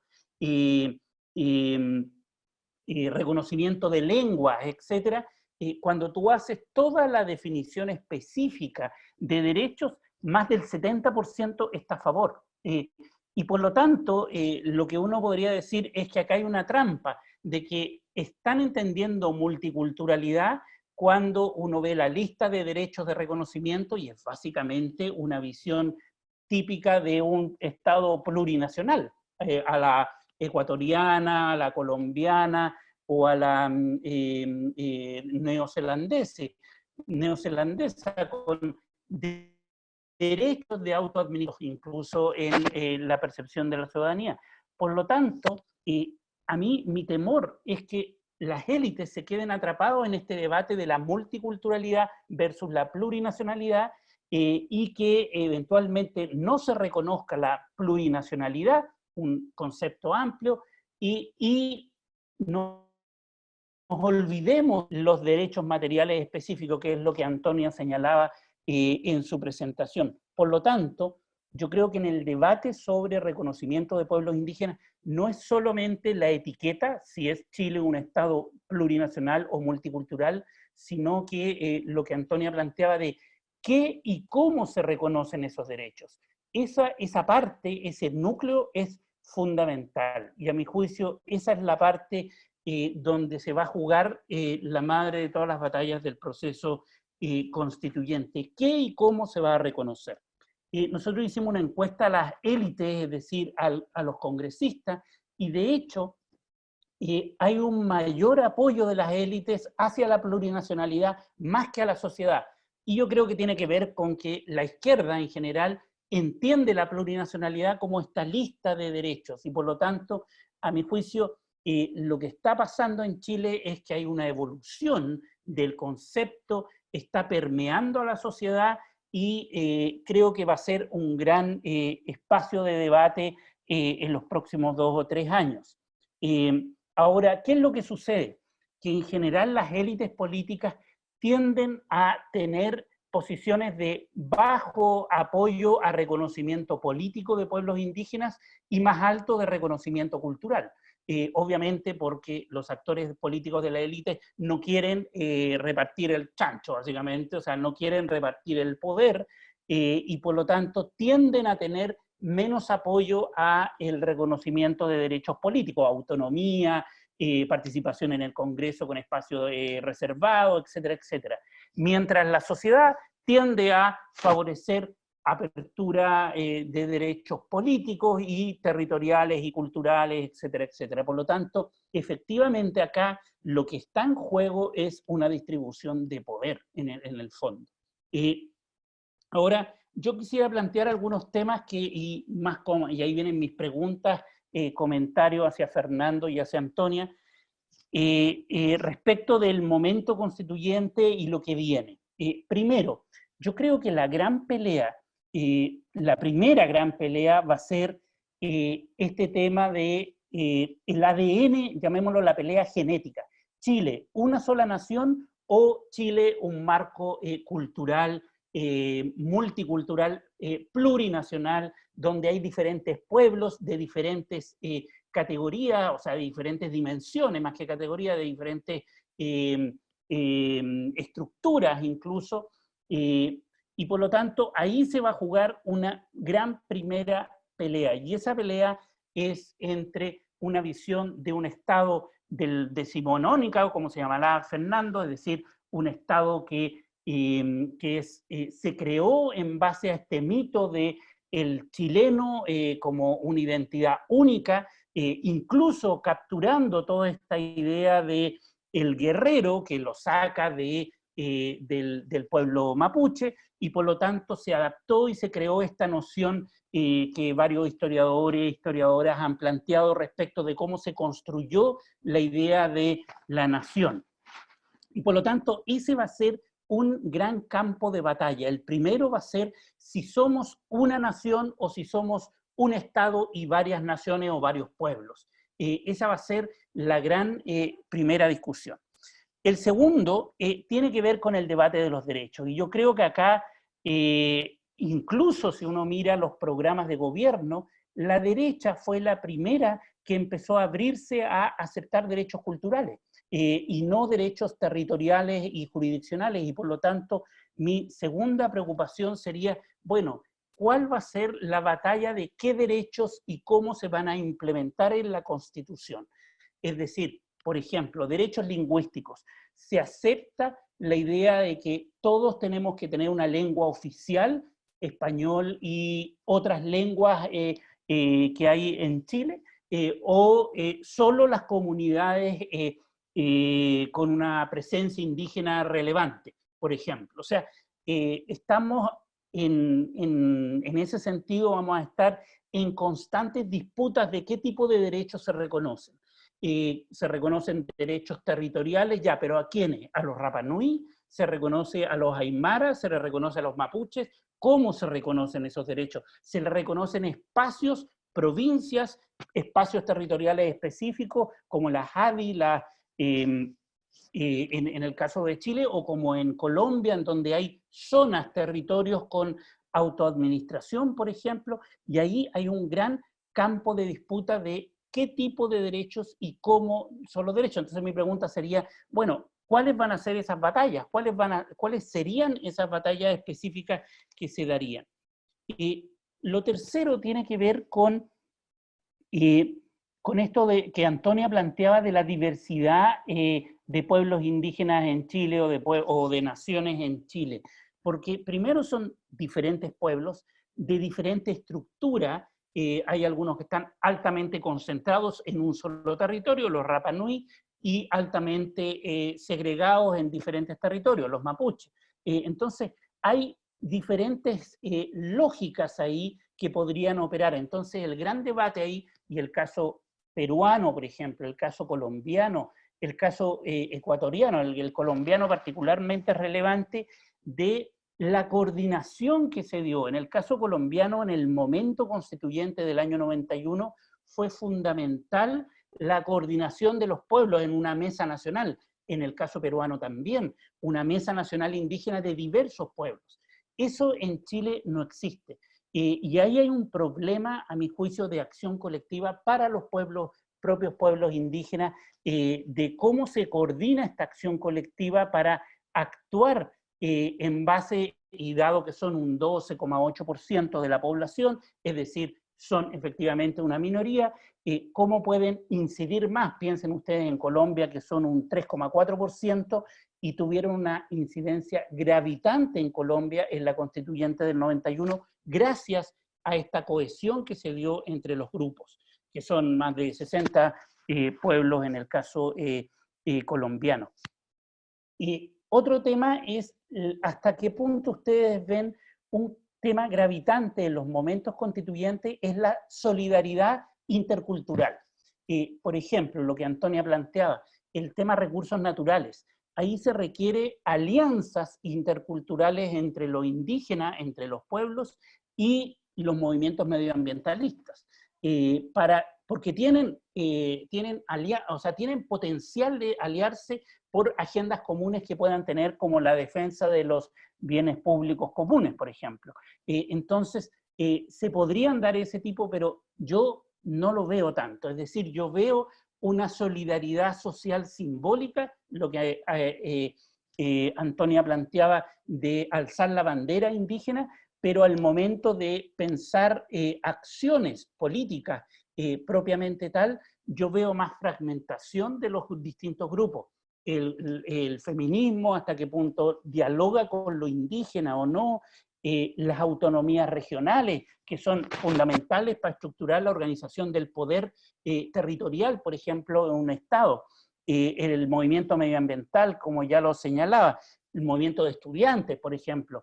En el año 2011 hubo algo de eso, pero yo creo que se ha ido perdiendo con el tiempo esta idea de movimientos más interculturales para favorecer cierta agenda en el marco de una convención constituyente. Y finalmente, para cerrar con un comentario, alguien señalaba de la experiencia neozelandesa en el chat. Yo creo que la experiencia internacional, la comparada, lo que muestra es que no hay reconocimiento de pueblos indígenas sin conflicto. Es decir, en Nueva Zelanda, en Canadá, en Noruega, países que hoy día están muy avanzadas, en Colombia, en Ecuador, en Bolivia, los pueblos indígenas requirieron dos condiciones básicas. Uno, acción colectiva, es decir, las protestas que hubo en Nueva Zelanda, por ejemplo, todos pensamos en el tratado y pensamos en una sociedad ideal, pero tuvo muchísimo conflicto en los 60 y en los 70.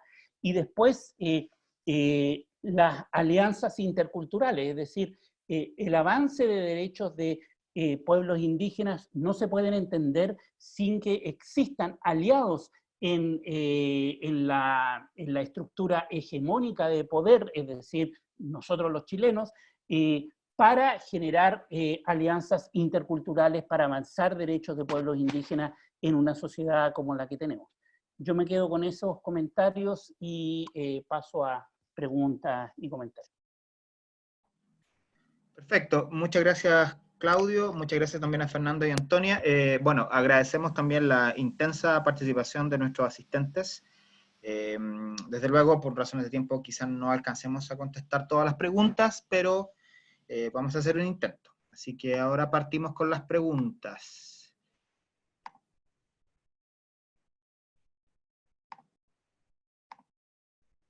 Primero para Fernando, preguntan, también quizá Antonio y Claudio pueden contestar, ¿qué tendría de común el proceso de inserción de los pueblos indígenas en política en Chile y la situación que los pueblos indígenas viven en Nueva Zelanda?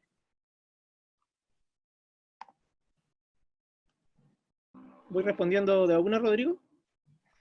Yo creo, como te acomodas. Bien.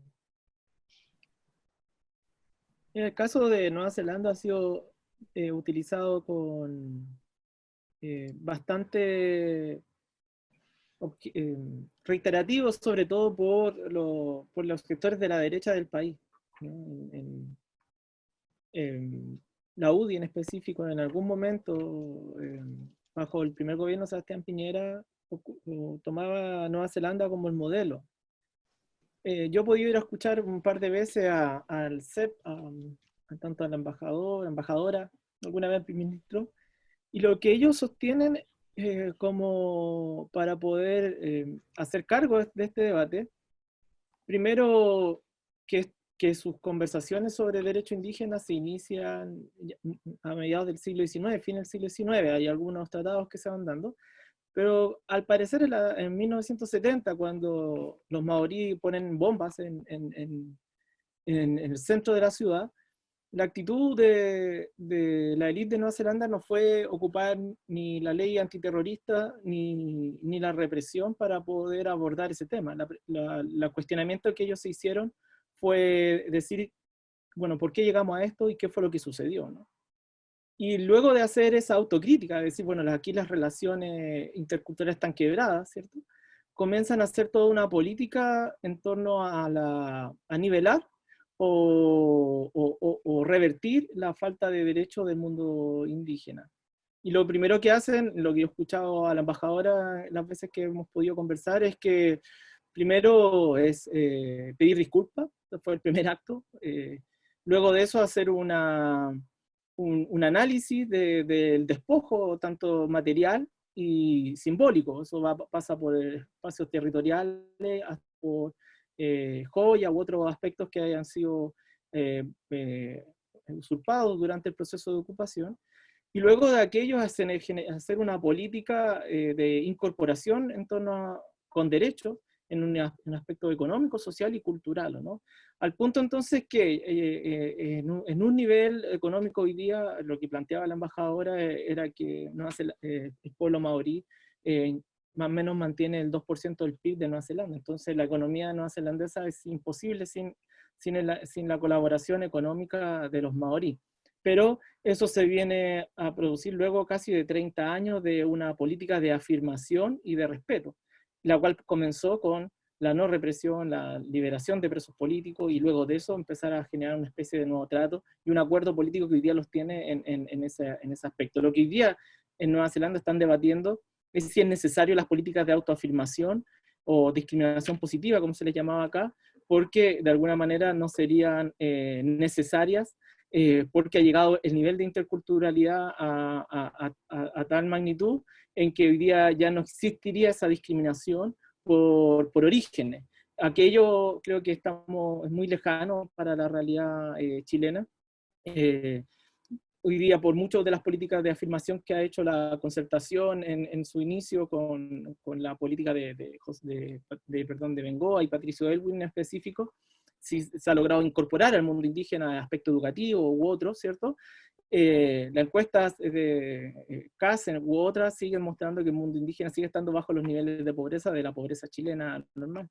Y por ende entonces hay una política también de continuidad de la discriminación en ese aspecto, ¿no? En el aspecto socioeconómico. Y para ello yo creo, mi opinión, muchos fundamentos en ese ámbito, creo que es inevitable que hay que conversar sobre cómo se creó la propiedad de la tierra en Arauco, la Araucanía y la 10ª región, porque o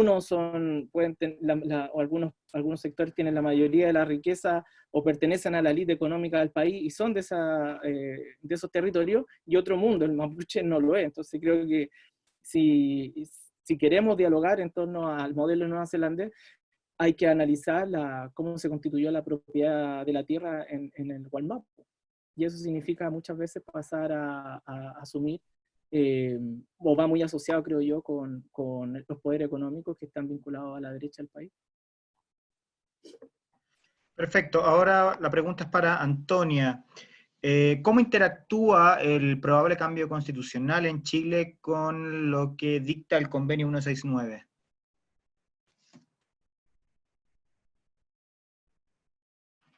De New Zealand. ¿Se escucha? Sí, se escucha, Antonia. Me gustaría hacer un pequeño comentario sobre el tema de New Zealand, porque además hay otro antecedente que se menciona poco, que es relevante, que tiene que ver con la creación de un tribunal de justicia, ¿verdad? Donde se evaluaron de alguna manera, o se pusieron en juicio y se examinaron una a una de las situaciones y de los casos de las comunidades y de la tierra indígena, lo mismo que en Australia. Yo creo que eso es, aparte del reconocimiento del perdón, ¿verdad?, tiene que ver con un reconocimiento que va más allá de lo simbólico y que tiene que ver con el reconocimiento de la injusticia de lo que pasó en términos materiales y en términos prácticos. Y yo creo que también ahí, y como decía Claudio, es súper importante esta idea de que no hay reconocimiento sin conflicto. Evidentemente ese momento de conflicto y esa especie de estallido que hubo ahí también fue relevante en el sentido de que después tuvo una concreción material, que una comisión de verdad, pero también hubo la idea del tribunal, del reconocimiento y el análisis caso a caso.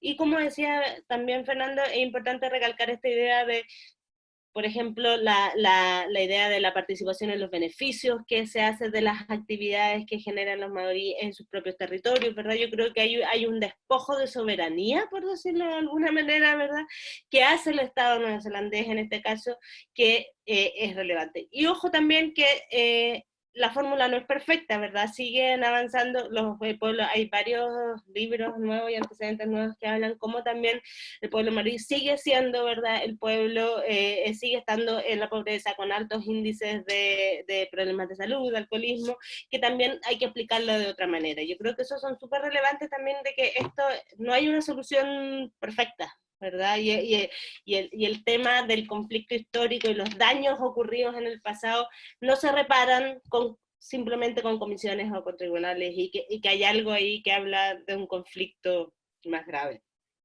La pregunta era sobre la concreción del convenio 169 y el reconocimiento constitucional. Sí, exactamente, cómo se relacionan, se concatenan ambas cosas. En general yo creo que es bastante evidente. Los reconocimientos que han habido en Latinoamérica y en el resto del mundo están muy de la mano del convenio 169. El convenio 169 ha marcado la pauta de este reconocimiento, de los estándares internacionales que se viven. Hay que decir que el convenio 169 se ha visto superado en cierta manera en los estándares, ¿verdad?, por la Declaración de Derechos de los Pueblos Indígenas o las sentencias de la Corte Interamericana en este respecto. Entonces, pero sí, yo creo que el convenio sigue siendo el que marca la pauta de los derechos colectivos a reconocer, y además en un país como Chile que es profundamente legalista en ese sentido. Es interesante analizar cómo, ¿verdad?, nos volvimos locos una vez que ratificamos el convenio en ver, bueno, la implementación, cómo la hacemos, y hay otros países, ¿verdad?, que han ratificado el convenio hace 15 años, bueno, y ahí sigue el convenio, ¿verdad? Nosotros le damos un énfasis, tenemos un fetichismo legal súper instalado en cuanto a eso. Yo creo que eso en este caso es relevante porque nos va a permitir, y si revisamos, por ejemplo, también los acuerdos que se llegan en el proceso constitucional de Bachelet, ¿verdad?, que hay una serie de acuerdos relevantes con los pueblos indígenas que son interesantes de analizar para analizar el tenor de la demanda. Se puede ver que, a excepción de la idea de sí misma de la autodeterminación, ¿verdad?, porque el convenio como que juega en no decir la palabra autodeterminación, pero habla de las capacidades de los pueblos indígenas de decidir sus propias prioridades de desarrollo. Entonces, una lectura amplia del tema se podría ver, se podría entender eso, pero es relevante en ese sentido que yo creo que sí, que el convenio 169 marca un mapa, y además hay algo relevante que tiene que ver cómo el convenio se ha inmiscuido y ha entrado en el lenguaje de los derechos humanos de los pueblos indígenas, y ahí hay algo súper interesante respecto a cómo las demandas están siendo formuladas en derechos humanos. Y eso es algo que yo creo que también es relevante, y que por un lado es complejo porque hace que pareciera que el movimiento indígena es uno y es homogéneo, que lo hemos conversado, ¿verdad?, que es un tema súper complejo, pero al mismo tiempo el lenguaje de los derechos humanos, mientras invisibiliza las diferencias, también permite lo que decía Claudio de la unión de las fuerzas, ¿verdad? Yo creo que el lenguaje de los derechos humanos, con todas sus, ¿verdad?, conflictos y problemas que podemos ver después, ¿verdad?, ha permitido esa unificación de un discurso, y ha permitido que de alguna manera los pueblos indígenas se conviertan en actores políticos relevantes junto a la protesta y a otras cosas que podamos identificar. Pero yo, asumiendo la complejidad del lenguaje de los derechos humanos, creo que es un instrumento súper importante al momento, sobre todo de la conclusión de los acuerdos políticos al interior del Estado. Perfecto, esto es una pregunta abierta, la pueden responder alguno de los tres, o los tres pueden aportar. Un asistente pregunta con respecto a cómo se conjugan las formas deliberativas propias de los pueblos originarios con el debate que se va a dar al interior de la Asamblea Constituyente, la Convención Constitucional. Esa pregunta la hizo el Nano, yo sé. Antes de darle el pase al resto, ¿verdad?, yo creo que ese es el gran tema, ¿verdad? O sea, evidentemente cuando hablábamos de la plurinacionalidad y la idea de cómo entonces asumimos la diferencia y asumimos la diversidad, y cómo hacemos que esto pueda incorporarse al Estado, el gran tema es cómo incorporamos esto que lo dice el convenio, y que también las formas deliberativas propias de los pueblos indígenas al interior. Yo creo que acá hay cosas que son importantes, que son experiencias que los propios pueblos indígenas tienen que tomar, que también lo decía Claudio, de cómo los pueblos van a participar como pueblos en esto, y como pueblos indígenas en su conjunto. Yo creo que la idea, ahora, yo tengo conflicto en general con las ideas tradicionales deliberativas, así como ancestrales de los pueblos indígenas. Yo creo que también, lo que lo decía en mi presentación, es importante también entender cómo lo están haciendo hoy, ¿verdad? O sea, cómo funcionan hoy en las instituciones propias del Estado. Yo creo que eso es algo súper relevante. Por ejemplo, no sé, en Rapa Nui, que es una experiencia que yo conozco más, todas las últimas decisiones se han tomado votando, ¿verdad? Entonces sería raro ahora llegar a decir, no, resuélvanlo como lo resolvían antes, ¿verdad? Porque se incorporó la votación en un sistema propio. Entonces creo que es un tema súper complejo, que yo creo que implica esta vuelta al pueblo, a la comunidad, a las bases, ¿verdad? Que es súper relevante y que es un mecanismo que tenemos que se tiene que incorporar. O sea, cómo los representantes de los pueblos indígenas van a responder y van a trabajar con sus propios miembros, y lo que decía Claudio, de esta unidad, de un Congreso Nacional Indígena, Congreso por Pueblo, y cómo operan ellos en la idea de la Convención Constitucional. Pero sin duda que es un tema súper difícil de resolver. Fernando, Claudio, ¿algún comentario al respecto en esta pregunta?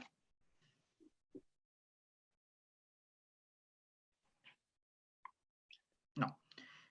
Esta es una pregunta que quizá podría responder Claudio, que tiene que ver con algo que has hecho, que es incentivar un poco el debate con respecto a lo que se viene, al proceso constituyente. Había un asistente que comentaba de que en su comunidad particularmente, una Lamien, estaba sin tener demasiados antecedentes, iba a votar, por ejemplo, por el rechazo.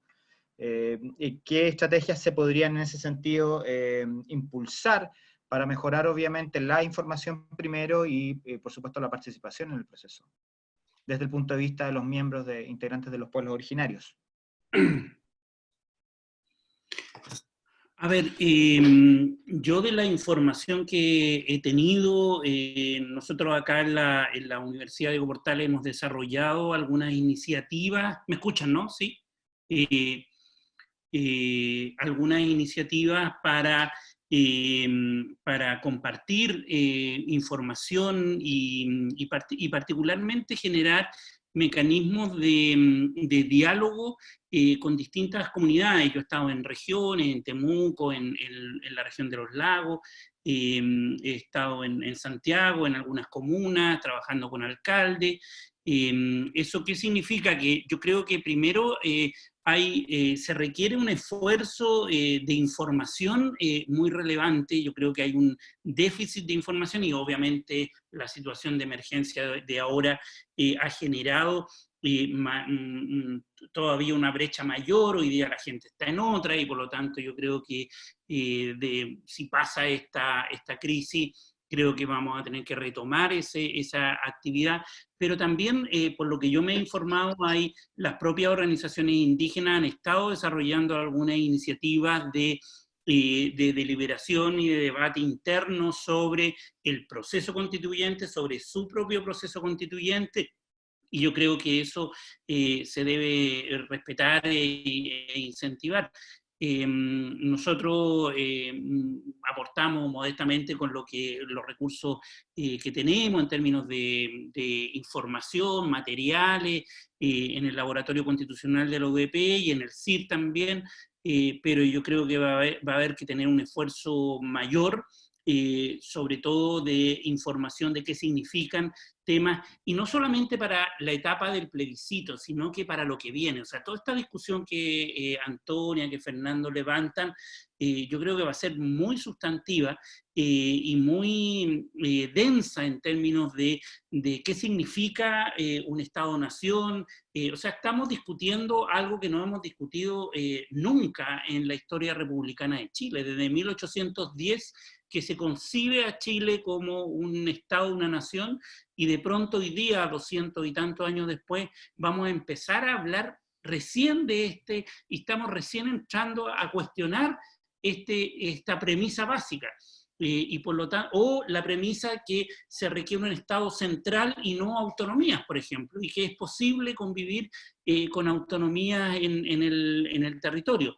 Entonces son premisas que están en el ADN de las élites políticas, y yo creo que por lo tanto se requiere mucho trabajo de deliberación, de debate, respecto de abrirse, abrir la mente incluso, de derrumbar ciertos miedos que uno tiene a decir, oye, se va a destruir el Estado si es que permitimos una autonomía, cosa que es ridícula si uno ve países muy desarrollados y que en realidad no tienen ningún drama en convivir en la diferencia. Entonces, yo creo que se va a requerir mucha información. Si quieren después les paso, ahí ustedes tienen la lista, a través del CIR les pueden socializar información, materiales, etcétera, para poder compartir. Eso. Fernando, tú tenías un comentario que querías hacer. Sí, un poco sumarme al interesante debate, tanto del chat como lo que están planteando los otros panelistas, y tomando las palabras de Sonia Ivanov, que aprovecho de saludarla, abogada de Polmapu, y creo que ella tiene un punto a favor en lo que está sosteniendo en el chat, de que en efecto las pautas internacionales dan un marco de buena vecindad para las relaciones con los pueblos originarios, ¿no?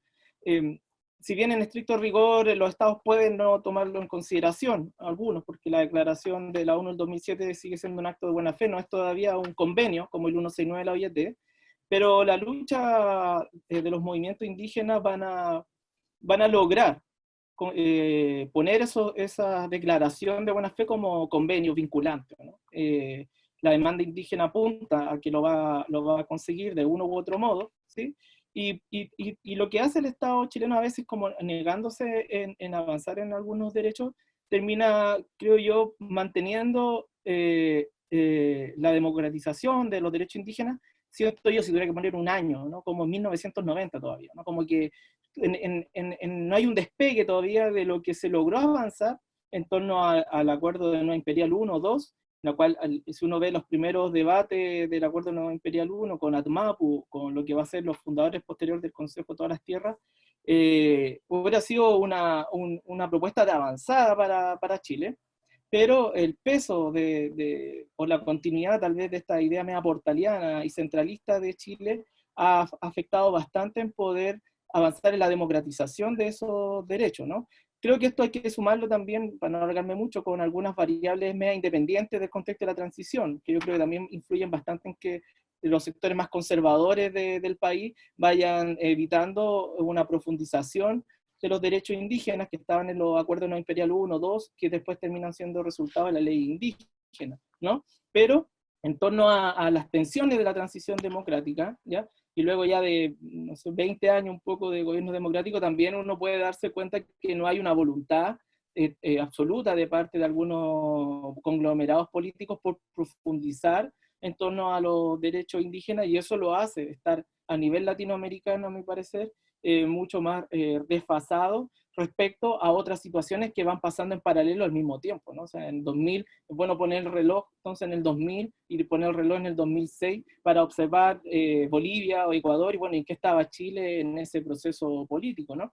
En torno a los derechos indígenas, y a la vez, como en esos mismos años la demanda de los movimientos mapuches también gira en torno a un momento mucho más rupturista o radical en su forma de accionar, justamente ante la falta de avance en torno a esto, ¿no? Y lo que uno ve, por otro lado, es el incremento de las políticas de coerción de parte del Estado chileno por sobre el movimiento mapuche y sobre el activismo de carácter más de avanzada en el sentido político, por luchar por la autodeterminación y generando marcos de cárcel política como una solución, ¿o no? Que claro, solución a corto plazo, posiblemente eso, pero lo único que hace, a mi parecer, es seguir posponiendo un problema que a futuro puede aparecer con mayor conflictividad, ¿no?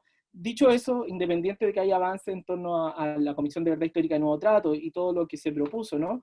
A mí me parece que hay sectores, sobre todo de la región, vos creo que hay que hacer una historia más local también para comprenderlo, que se oponen a los derechos indígenas, ¿no? Por un tema de convicción política, por un tema de concepción ideológica también sobre los temas indígenas, y creo que eso estaría relacionado, a mi punto de vista, con, diría Peter Wynne, con los traumas de la reforma agraria que les tocó a los abuelos de esta élite política de la región. Entonces entienden los derechos indígenas como una reforma agraria, y algunos lo entienden como un neomarxismo disfrazado de indigenismo, y eso está, no lo estoy inventando discursivamente, eso está en las declaraciones de los parlamentarios del año 92, en la declaración de parlamentarios de la UDI y de Renovación Nacional también a principios del siglo XXI.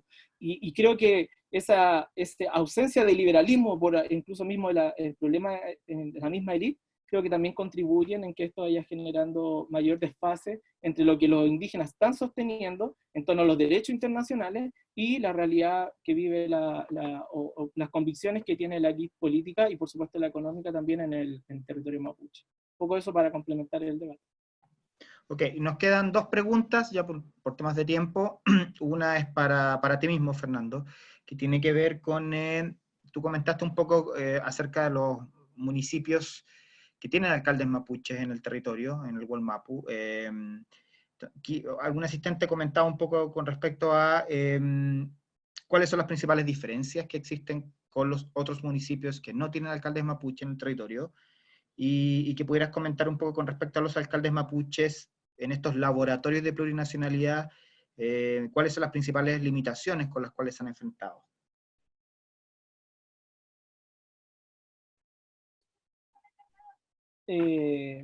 Gracias, Rodrigo.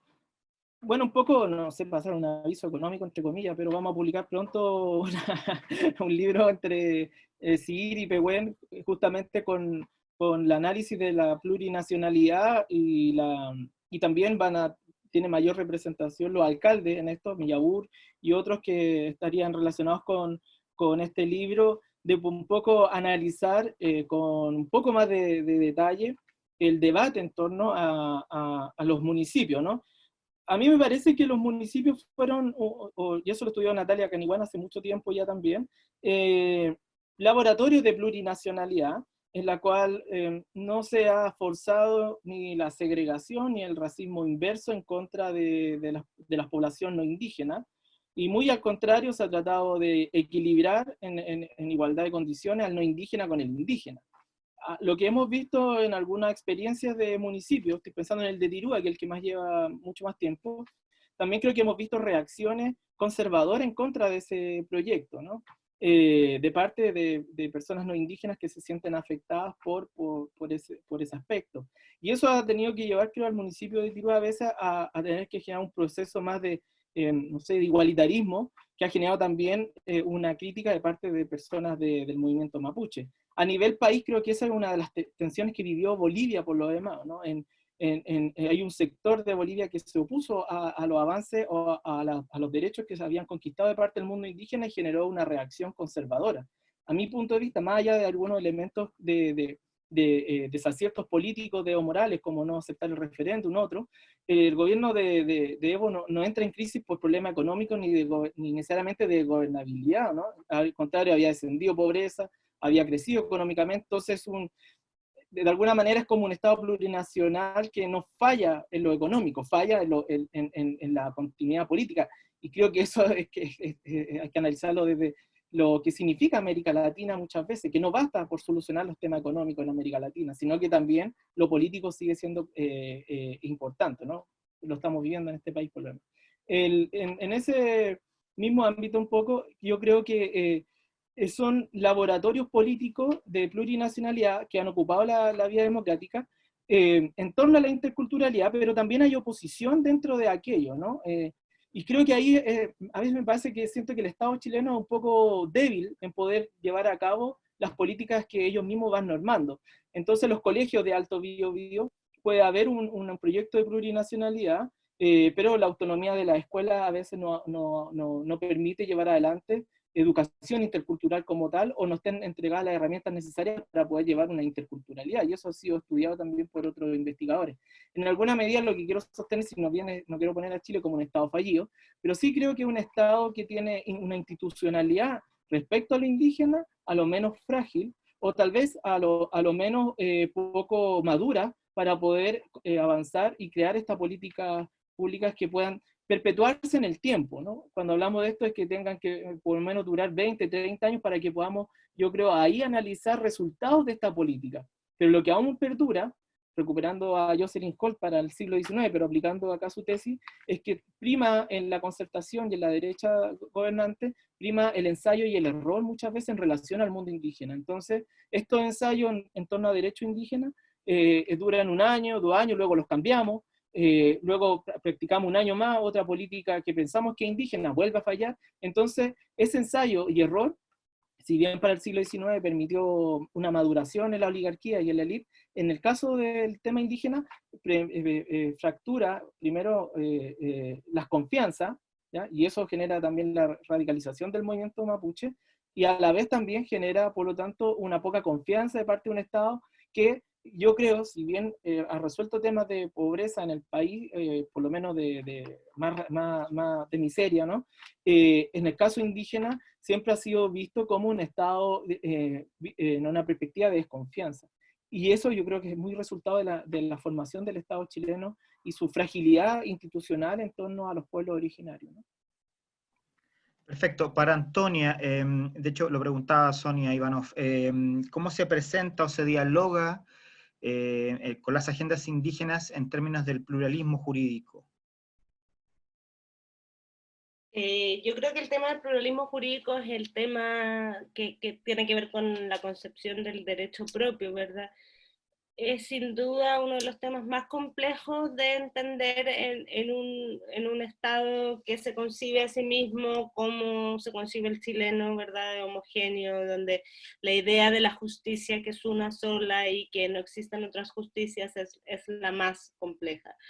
La idea del pluralismo jurídico desafía en sí mismo la idea básica de la nacionalidad, la idea básica de cómo entendemos el derecho.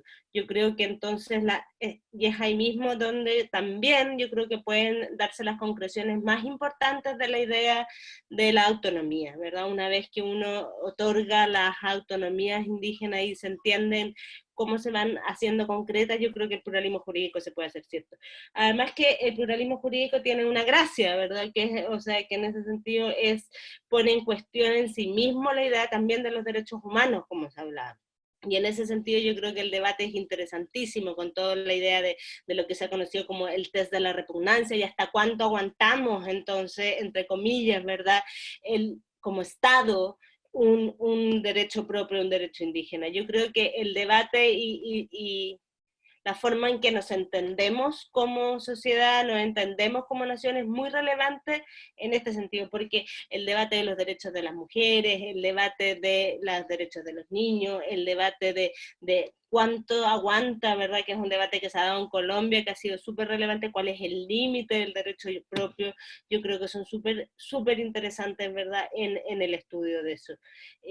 La respuesta yo creo que tiene que ver con la concreción de la autonomía, yo creo que tiene que ver con, sobre todo, acá hay temas súper relevantes respecto a la territorialidad, hay temas jurídicos de, bueno, el derecho propio indígena se aplica en el territorio, se aplica a los sujetos, y hay temas, ¿verdad?, que se podrán discutir y que son súper relevantes, pero yo sí creo que es un debate sustancial y fundamental, porque entender el derecho y la manera de entender el derecho como ajeno, ¿verdad?, hace que finalmente no lleguemos a finalmente reconocer la autodeterminación. O sea, yo creo que en la concreción de la justicia propia es un lugar donde se juega fuertemente el derecho a la libre determinación y a la autodeterminación, y sobre todo en su concreción de la autonomía. Yo creo que ahí está el punto, ¿verdad? Sobre todo cuando se empiezan a reconocer las autonomías territoriales.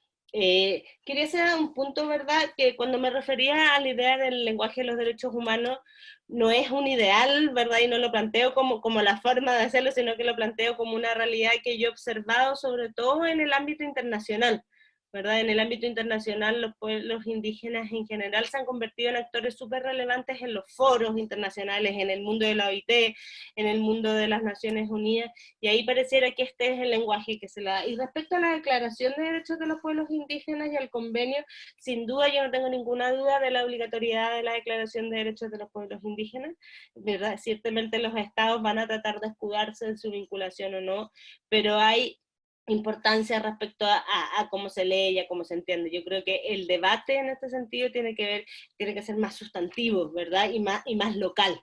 el riesgo de los derechos humanos es este riesgo siempre, ¿verdad?, de homogeneizar y dejar invisibilizado la justicia propia, lo que sucede y las situaciones territoriales propias de los pueblos indígenas en cada una de las realidades, ¿verdad? Yo creo que eso es lo importante, o sea, cómo aterrizamos y cómo hacemos que lo local en esto, ¿verdad?, tenga un correlato y no nos llenemos de declaraciones de buenas intenciones que son impracticables y también que no se pueden implementar en la realidad. Yo creo que ese es el trabajo, ¿verdad? El trabajo es cómo leer lo local y entenderlo. Obviamente un debate constitucional es un debate general, ¿verdad? Pero que esas ideas tengan un relato y se puedan entender en la práctica, yo creo que es algo súper relevante y es lo más complejo.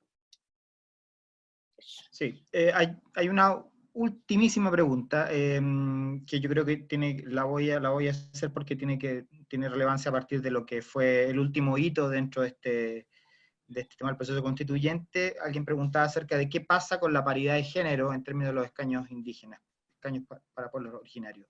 Es una pregunta abierta. Yo sé que no está dirimido el tema, pero ¿qué perspectivas hay al respecto? Antonia, y el resto también se puede agregar después. Es un debate abierto, o sea, en general, lo único que se ha determinado, y eso es súper importante que decirlo, es que va a haber participación indígena en la Constitución y que está más o menos determinado. La fórmula y el mecanismo no.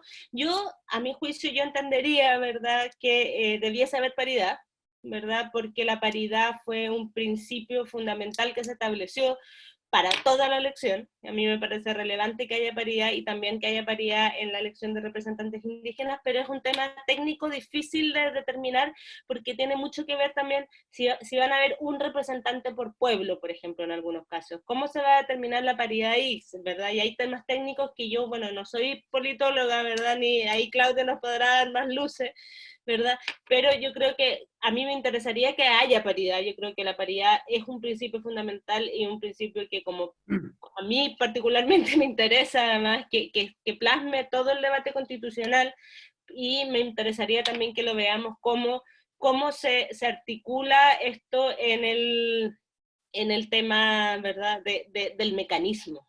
O sea, ¿verdad? ¿Qué pasa si alguien tiene una alta mayoría de un solo pueblo? Y ahí, bueno, me encantaría escuchar a Claudio también sobre esto.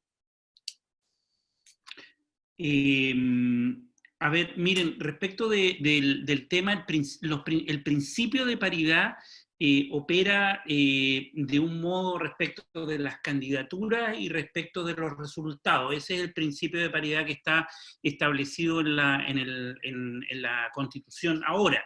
Eso opera solo en la convención que es electa por la ciudadanía, es decir, si es la convención constitucional la que gana, que es 100% electa, operaría con el conjunto de ese cuerpo, ¿cierto?, colegiado, que es la convención constitucional.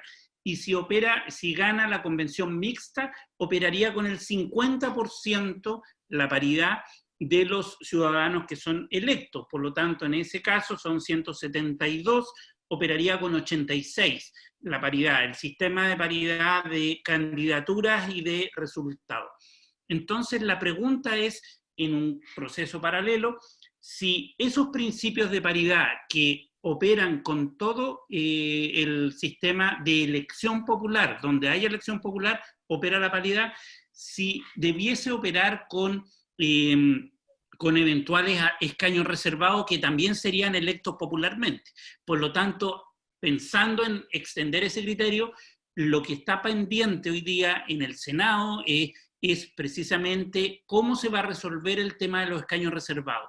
Y ahí seguramente lo que se va a proponer, esperaría yo que las fuerzas de oposición o más progresistas lo colocaron, es que operara también el sistema de paridad en la elección de escaños reservados.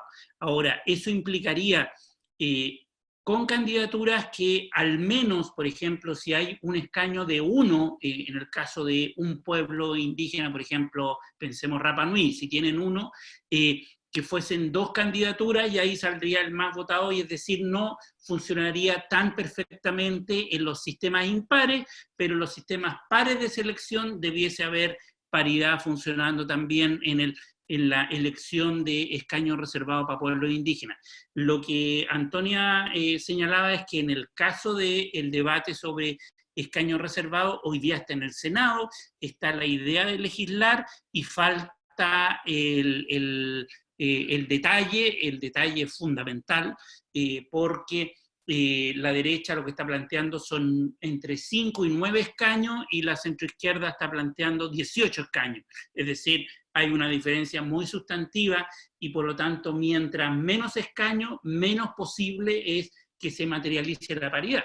Mientras más escaños hay a designar, más probabilidad que haya más candidaturas y por lo tanto que se pueda materializar esa paridad. Pero eso todavía no se resuelve en el Congreso. Perfecto. Quisiera ya, bueno, cerrando el seminario, quisiera agradecerle primero a los expositores, a Fernando, a Antonia, desde luego también a Claudio, por haber participado, y desde luego ustedes también, a todos los asistentes. Tenemos una gran cantidad de personas acompañándonos en este seminario, que es el primer seminario que como CIR armamos en esta coyuntura pandémica, ¿no? De manera remota, y es el primero de varias acciones e iniciativas que vamos a desarrollar. Un par de avisos para cerrar. Mañana vamos a abrir a primera hora las inscripciones para un curso que va a ofrecer, un curso online, también a través de Zoom, Fernando Pairicán, sobre movimientos indígenas, emergencia de movimientos indígenas. También los invito a revisar en la página web de nuestra institución, cir.cl, está ya publicado el estudio de opinión que comentó, del cual habló Claudio, que es un estudio de opinión sobre pueblos originarios y procesos constituyentes. Está ahí, pueden descargar el PDF. Eso, y por último invitarlos a seguir pendientes de nuestras redes sociales, en Twitter, Facebook, Instagram. Vamos a estar comunicando todas las iniciativas y todos los proyectos y, en fin, todos los eventos que estemos desarrollando de aquí en más, que van a ser una batería bastante importante de cosas que vamos a ir organizando. Así que no me cabe nada más que agradecerles a nombre del Centro de Estudios Interculturales e Indígenas. Que tengan una muy buena tarde. Hasta luego. Muchas gracias a todos. Ocayal.